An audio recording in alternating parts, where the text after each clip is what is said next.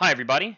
Sorry for the slight delay. I've had quite a few issues with my microphone as of late. Anyway, I think I've got it sorted out, so let's just go ahead and jump into it. This is going to be Animal Farm, Chapter 9. Boxer's split hoof was a long time in healing. They had started the rebuilding of the windmill the day after the victory celebrations were ended. Boxer refused to take even a day off of work and made it a point of honor not to let it be seen that he was in pain. In the evenings, he would admit privately to Clover that the hoof troubled him a great deal. Clover treated the hoof with poultices of herbs, which she prepared by chewing them, and both she and Benjamin urged Boxer to work less hard. "A horse's lungs do not last forever," she said to him. But Boxer would not listen. He had, he said, only one real ambition left: to see the windmill well under way before he reached the age for retirement. At the beginning, when the laws of Animal Farm were first formulated, the retiring age had been fixed for horses and pigs at 12, for cows at 14, for dogs at 9, for sheep at 7, and for hens and geese at 5. Liberal old age pensions had been agreed upon. As yet, no animal had actually retired on pension, but as of late the subject had been discussed more and more. Now the small field beyond the orchard had been set aside for barley. It was rumored that a corner of the large pasture was to be fenced off and turned to a grazing ground for superannuated animals. For a horse, it was said the pension would be 5 pounds of corn a day, and in winter 15 pounds of hay, plus a carrot or possibly an apple on public holidays. Boxer's 12th birthday was due in the late summer of the following year. Meanwhile, life was hard. The winter was as cold as the last one had been, and food was even shorter. Once again, all rations were reduced, except for those of the pigs and the dogs. "A too rigid equality in rations," Squealer explained, "would have been contrary to the principles of animalism. In any case, he had no difficulty in proving to the other animals that they were not in reality short of food, whatever appearances might be. For the time being, certainly it had been found necessary to make a readjustment of rations. Squealer always spoke of it as a readjustment, never as a reduction. But in comparison with the days of Jones, the improvement was enormous. Reading out the figures in a shrill, rapid voice, he proved to them in detail that they had more oats, more hay, more turnips than they had had in Jones's day, that they worked shorter hours, that their drinking water was of better quality, that they lived longer, that a larger proportion of their young ones survived infancy, and that they had more straw in their stalls and suffered less from fleas. The animals believed every word of it. Truth to tell, Jones and all he stood for had almost faded out of their memories. They knew that life nowadays was harsh and bare, that they were often hungry and often cold, and that they were usually working when they were not asleep. But doubtless it had been worse in the old days. They were glad to believe so anyway. Besides, in those days they had been slaves, and now they were free, and that made all the difference, as Squealer did not fail to point out. There were many more mouths to feed on the farm now. In autumn, 4 sows had littered about simultaneously, producing 31 young pigs between them all. The young pigs were all piebald, as Napoleon was the only boor on the farm. It was possible to guess at their parentage. It was announced that later, when bricks and timber had been purchased, a schoolroom would be built in the farmhouse garden. For the time being, the young pigs were given their instruction by Napoleon himself in the farmhouse kitchen. They took their exercise in the garden, and were generally discouraged from playing with the other young animals. At about this time, too, it was laid down as a rule that when any pig and another animal met on the path, the other animal must step aside, and also that all pigs of whatever degree were to have the privilege of wearing green ribbons on their tails on Sundays. The farm had a fairly successful year, but was still a bit short of money. There were bricks, sand, and lime for the schoolhouse to be purchased, and it would also be necessary to begin saving up again for the machinery for the windmill. Then there were lamp oils and candles for the house, sugar for Napoleon's own table. He forbade the other pigs on the grounds that the sugar made them fat, and all the usual replacements such as tools, nails, strings, coal, wire, scrap, iron, dog biscuits, a stump of hay, and part of the potato crop were sold off, and a contract for eggs was increased to 600 a week, so that the hens barely hatched enough chicks to keep their numbers at the same level. Rations reduced in December were reduced again in February, and lanterns in the stalls were forbidden to save oil. But the pigs seemed comfortable enough, and in fact were putting on weight, if anything. One afternoon in late February, a warm, rich, appetizing scent, such as the animals had never smelt before, wafted itself across the yard from the little brew house, which had been disused in Jones's time, and which had stood beyond the kitchen. Someone said it was the smell of cooking barley, and the animals sniffed the air hungrily, and wondered whether a warm mash was being prepared for their supper. But no warm mash appeared, and on the following Sunday it was announced that from now onwards all barley would be reserved for the pigs. The field beyond the orchard had been sown with barley, and news soon leaked out that every pig was now receiving a ration of a pint of beer daily, with half a gallon reserved for Napoleon himself, which was always served to him in the Crown Derby soup tureen. But if there were hardships to be borne, they were partly offset by the fact that life nowadays had a greater dignity than it had had before. There were more songs, more speeches, more processions. Napoleon had commanded that once a week there should be held something called a spontaneous demonstration, the object of which was to celebrate the struggles and triumphs of Animal Farm. At an appointed time, the animals would leave their work, march round the precincts of the farm in military formation, with the pigs leading, and the horses and the cows, then the sheep, then the poultry. The dogs flanked the procession, and at the head of it all marched Napoleon's black cockerel. Boxer and Clover always carried between them a green banner marked with the hoof and horn, and the caption, "Long live Comrade Napoleon." Afterwards there were recitations of poems composed in Napoleon's honor, and a speech by Squealer giving the particulars of the latest increases in the productions of foodstuffs, and on occasion a shot was fired from the gun. The sheep were the greatest devotees of the spontaneous demonstration, and if anyone complained, as a few animals sometimes did, when no pigs and dogs were near, that they wasted time and meant a lot of standing around in the cold, the sheep were sure to silence him with a tremendous bleating of 4 legs good, 2 legs bad. But by and large the animals enjoyed these celebrations. They found it comforting to be reminded that after all they were truly their own masters, and the work they did was for their own benefit. So that with the songs and the processions, Squealer's lists of figures, the thunder of the gun, the crowing of the cockerel, the fluttering of the flag, they were often able to forget that their bellies were empty, at least some of the time. In April, Animal Farm was proclaimed a republic. It became necessary then to elect a president. There was only one candidate, Napoleon, who was elected unanimously. On the same day it was given out that fresh documents had been discovered and revealed that further details on Snowball's complicity with Jones. It now appeared that Snowball had not, as the animals had previously imagined, merely attempted to lose the battle at the cowshed by means of a stratagem, but had been openly fighting on Jones's side. In fact, it was Snowball who had actually been the leader of the human forces. He had charged into battle with the words, "Long live humanity," on his lips, and the wounds on Snowball's back, which a few of the animals still remembered to have seen, had actually been inflicted by Napoleon's teeth. In the middle of the summer, Moses the Raven suddenly reappeared on the farm, after an absence of several years. He was quite unchanged, still did no work, and talked in the same strain as ever about Sugar Candy Mountain. He'd perch up on a stump, flap his black wings, and talk by the hour to anyone who would listen.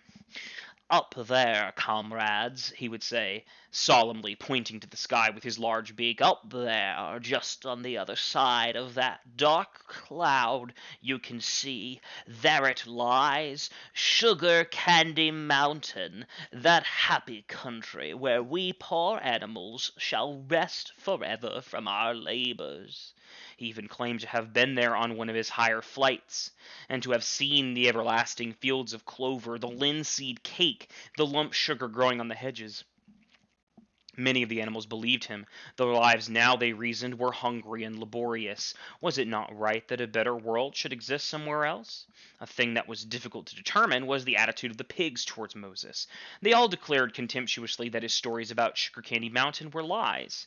But yet they allowed him to remain on the farm, not working, with an allowance of a gill of beer a day. After his hoof had healed up, Boxer worked harder than ever. Indeed, all the animals worked like slaves that year. Apart from the regular work of the farm and the rebuilding of the windmill, there was also the schoolhouse for the young pigs, which was started in March. Sometimes the long hours on insufficient food were hard to bear, but Boxer never faltered. In nothing that he said or did was there any sign that his strength was not what it used to be. It was only his appearance that was a little altered. His hide was less shiny than it had used to be. His great haunches seemed to have shrunken. The others said, "Boxer will pick up when the spring grass comes on." But spring came and Boxer grew no fatter.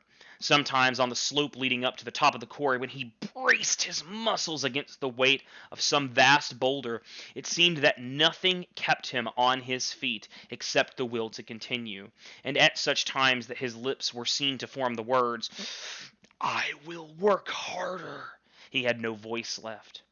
Once again Clover and Benjamin warned him to take care of his health, but Boxer paid no attention.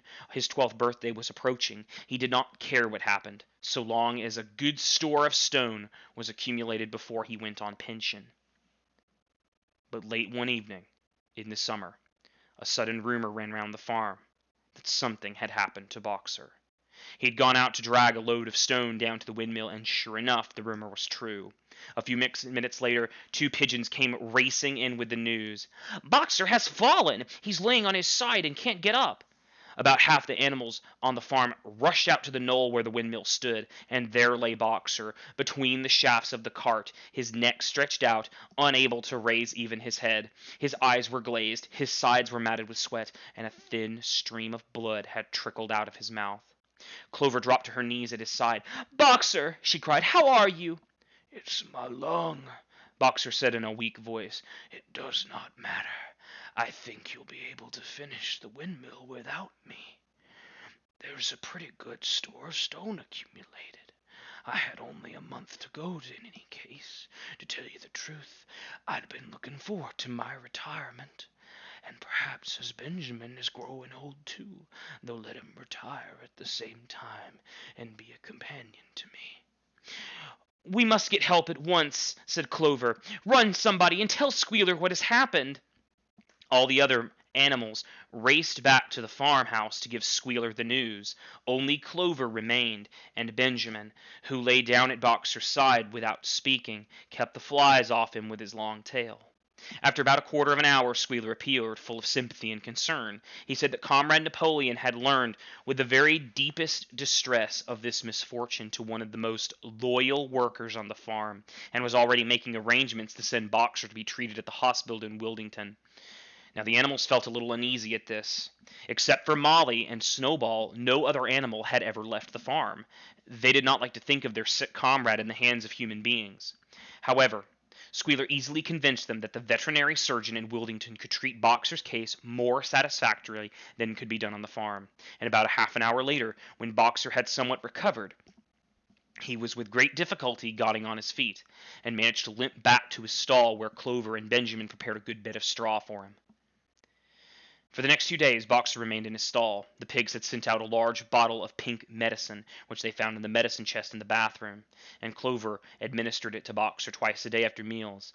In the evenings she lay in his stall and talked to him, while Benjamin kept the flies off him, and Boxer professed not to be sorry for what had happened. If he made a good recovery, he might expect to live another 3 years, and he looked forward to the peaceful days he'd spend in the corner of the big pasture. It'd be the first time which he had leisure to study and improve his mind. Indeed, he said to devote the rest of his life to learning the remaining letters of the alphabet. However, Benjamin and Clover could only be with Boxer after working hours, and it was in the middle of the day when the van came to take him away.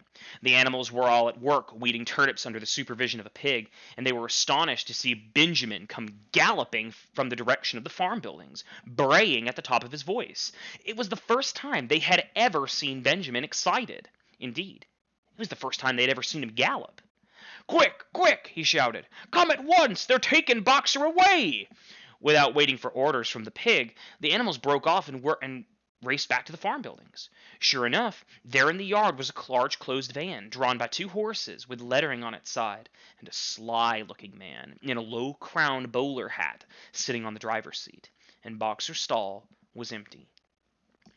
The animals crowded round the van. "Goodbye, Boxer," they chorused. "Goodbye."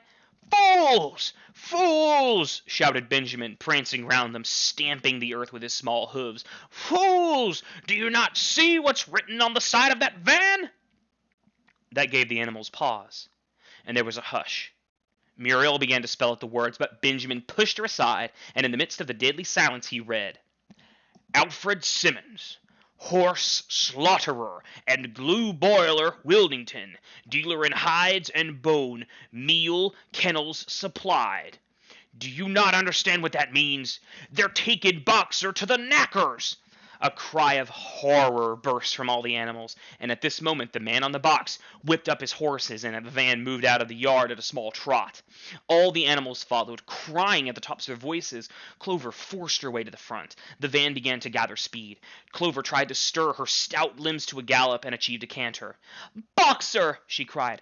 "Boxer! Boxer! Boxer!" And at just this moment, as though he had heard the uproar outside, Boxer's face, with the white stripe down his nose, appeared at the small window at the back of the van. "Boxer!" cried Clover in a terrible voice. "Boxer, get out quickly! They're taking you to your death!" All the animals took up the cry of, "Get out, Boxer, get out!"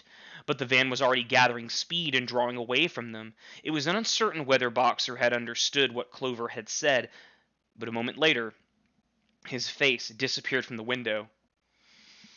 And then there was the sound of a tremendous drumming of hooves inside the van. He was trying to kick his way out. This time it had been when there was a time when a few kicks from Boxer's hooves would have smashed the van to matchwood. But alas, his strength had left him, and in a few moments the sound of drumming hooves grew fainter and died away. In desperation, the animals began appealing to the two horses which drew the van to stop.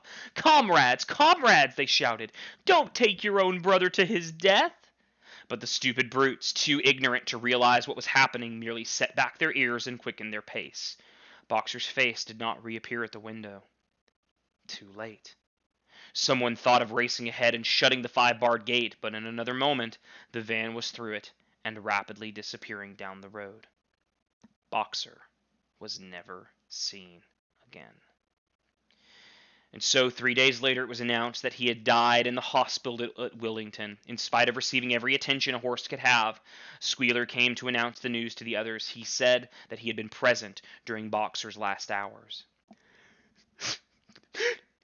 "It was the most affecting sight I had ever seen," said Squealer, lifting his trotter, wiping away a tear. "I was at his bedside at the very last.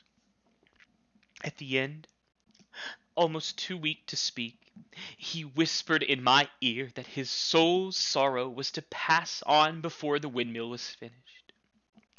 'Forward, comrades,' he whispered. 'Forward in the name of rebellion. Long live Animal Farm. Long live Comrade Napoleon. Napoleon is always right.' Those were his very last words, comrade." And here Squealer's demeanor suddenly changed. He fell silent for a moment, and his little eyes darted suspiciously from side to side before he proceeded. "It has come to my knowledge," he said, "that a foolish and wicked rumor has been circulated at the time of Boxer's removal. Some of the animals had noticed the van which took Boxer away was marked Horse Slaughterer, and had actually jumped to the conclusion that Boxer was being sent to the knackers." "It's almost unbelievable," said Squealer, "that any animal could be so stupid. Surely," he cried indignantly, whisking his tail and skipping from side to side, "surely they knew that their beloved leader, Comrade Napoleon, better than that." But the explanation was really simple. The van had previously been the property of the knacker, and had been bought by the veterinary surgeon, who had not painted the old name out. That is how the mistake had arisen. The animals were enormously relieved to hear this, and when Squealer went on to give further graphic details of Boxer's death, the admirable care he had received, and the expensive medicines for which Napoleon had paid without a thought as to their cost, their doubts disappeared, and the sorrow that they felt for their comrade's death was tempered by the thought that at least he died happy. Napoleon himself appeared at the meeting on the following Sunday morning and pronounced, after a short oration in Boxer's honor, it had not been possible, he said, to bring back their lamented comrade's remains for interment on the farm. but he had ordered a large wreath to be made from the laurels in the farmhouse garden to be sent down to be placed on Boxer's grave, and in a few days' time the pigs intended to hold a memorial banquet in Boxer's honor. Napoleon ended his speech with a reminder of Boxer's two favorite maxims: "I will work harder," and "Comrade Napoleon is always right." Maxims, he said, which every animal would do well to adopt as his own. On the day appointed for the banquet, a grocer's van drove up from Wildington and delivered a large wooden crate at the farmhouse, and that night there was the sound of uproarious singing, which was followed by what sounded like a violent quarrel, and ended at about 11 o'clock with a tremendous crash of glass. No one stirred in the farmhouse before noon on the following day, and word went round that from somewhere or other the pigs had acquired the money to buy themselves another case of whiskey. Well, ladies and gentlemen, I hope you enjoyed that chat. Well, it's hard to enjoy the death of Boxer. I mean, for most people, he's the favorite character because his simple, unyielding loyalty is easy to relate to. But in the end, how did the pigs treat his loyalty? Did they respect it? Or did they abuse it? Moreover, where do you think the pigs got the money for the whiskey? Did Squealer tell the truth? Was the van really for the veterinary surgeon? Well, either way, Boxer's death signals the end of an era on Animal Farm. The next chapter actually is a time skip. We move several years into the future and see what Animal Farm is like after many years after the rebellion. If you thought the changes occurring on the farm were significant so far, well, I think that you should take particular note of the changes to the 7 commandments in this chapter. They'll be very relevant for the constructive response assignment. Anyway, I hope you enjoyed this. Thank you, and stay tuned for the final chapter.